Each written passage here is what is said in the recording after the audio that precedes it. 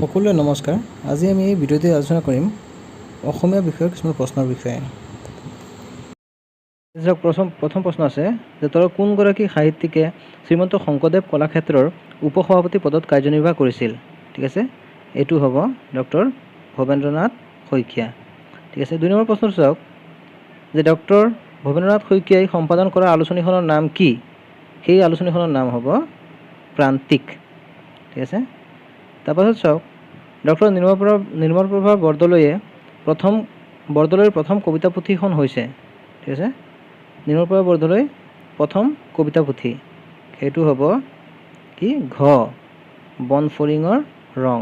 ঠিক আছে, তাৰপাছত চাওক ডক্টৰ নিৰ্মলপ্ৰভা বৰদলৈৰ 2খন গীতৰ পুথি হৈছে, একেলগে দিয়া আছে 2খন গীতৰ পুথি, সেইটো কি?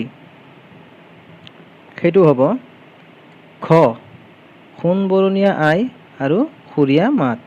ঠিক আছে, 5 নম্বৰ প্ৰশ্নটো চাওক, এইটো প্ৰশ্ন চাওক যে হেম বৰুৱাই সভাপতিত্ব কৰিছিল অসম সাহিত্য সভাৰ, হেম বৰুৱাই কোনটো সভাপতিত্ব কৰিছিল? সেইটো হ'ব খ ধুবুৰী অধিৱেশন। ঠিক আছে, তাৰপাছত চাওক কন্নকী গ্ৰন্থৰ অনুবাদক হ'ল, কন্নকী গ্ৰন্থখন কোনে অনুবাদ কৰিছিল?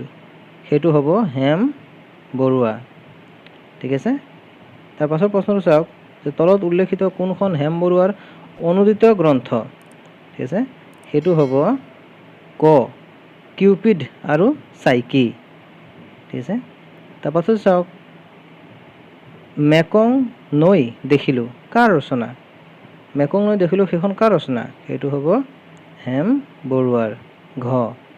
ঠিক আছে, তাৰ পাছৰ প্ৰশ্নটো চাওক তলত উল্লেখিত কোনখন গ্ৰন্থ হেম বৰুৱাৰ ৰচনা? ঠিক আছে, সেইখন হ'ব ক the red river and the blue hill.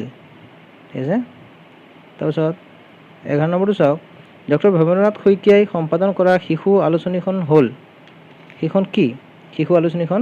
সেইখন হ'ব খ সঁফুৰা। ঠিক আছে,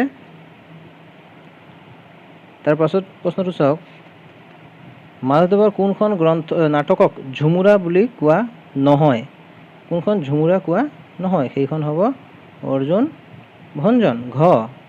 ঠিক আছে, তাৰপাছত চাওক লক্ষ্মীনাথ বেজবৰুৱাৰ জন্মৰ চনটো কি? লক্ষ্মীনাথ বেজবৰুৱাৰ জন্মৰ চনটো সেইটো হ'ব ক 1864। ঠিক আছে, তাৰপাছত প্ৰশ্নটো চাওক লক্ষ্মীনাথ বেজবৰুৱাৰ পত্নীৰ নাম কি আছিল? ঠিক আছে, লক্ষ্মীনাথ বেজবৰুৱাৰ পত্নীৰ নাম কি? সেইটো হ'ব প্ৰজ্ঞা সুন্দৰী। চাওক 15 নম্বৰ প্ৰশ্ন যে বেজবৰুৱাৰ সাহিত্যিক জীৱনৰ আৰম্ভণি হয় কিহৰ যোগেদি? সেইটো হ'ব যাতে খ লিটিকাই নামৰ নাটকেৰে। ঠিক আছে, এই ভিডিঅ'টোত ইমানেই, ধন্যবাদ।